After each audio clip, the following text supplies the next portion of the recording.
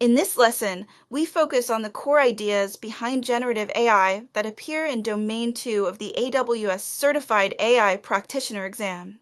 You will learn what tokens are, what embeddings are, what a foundation model is, how transformer models think about context, and what multimodal and diffusion models do, all in simple language with no code. We will anchor everything in one simple use case. A customer support team wants faster and more consistent answers for customers.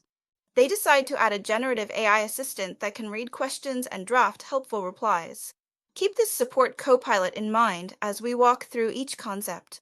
First, tokens. Generative models do not see a sentence as one big block of text. They break it into small pieces called tokens. A token might be a word, part of a word, or a punctuation symbol. When a customer types a question, the model turns that question into tokens before doing anything else. For longer content, we also talk about chunking. Chunking means grouping tokens into slightly larger blocks so the model can focus on one part of a long document at a time. Next, embeddings. An embedding is a way to turn a word, a sentence, or a chunk of text into a list of numbers called a vector. You can think of it as a coordinate in a very high-dimensional space. Text with similar meaning sits close together in this space, while very different text sits far away. When the support copilot tries to find relevant information, it uses embeddings to judge which pieces of text are most related to the customer question. Now, foundation models.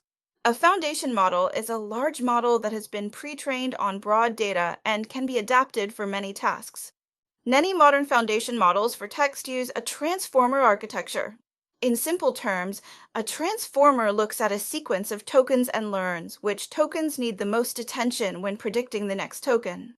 In our support copilot, the transformer-based foundation model reads the customer question and any relevant context, and then creates an answer one token at a time.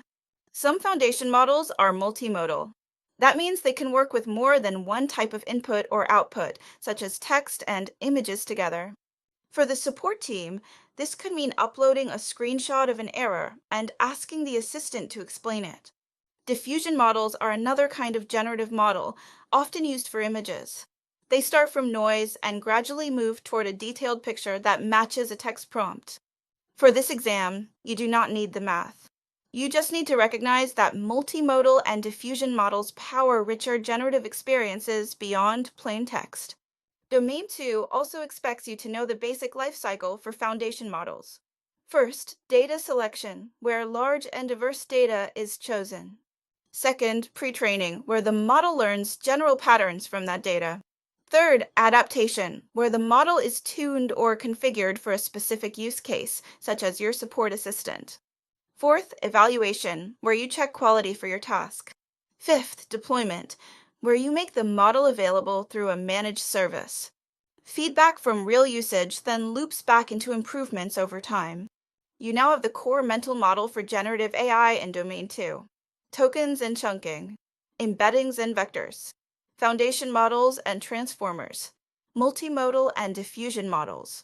In the next lesson, D05V04, we will look at what generative AI can and cannot do for business problems and how the AWS Generative AI stack supports these ideas. Follow or subscribe to AI Cloud Architect to learn, grow, and lead.